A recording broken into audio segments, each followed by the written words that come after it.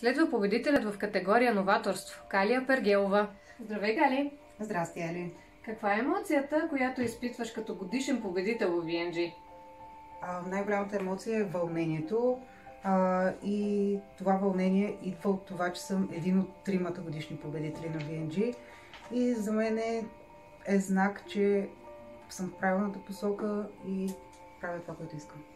А какво според теб са видели колегите, за да те препознаят именно в ценността новаторство? Според мен са видели това, че често търся креативни решения и подходи.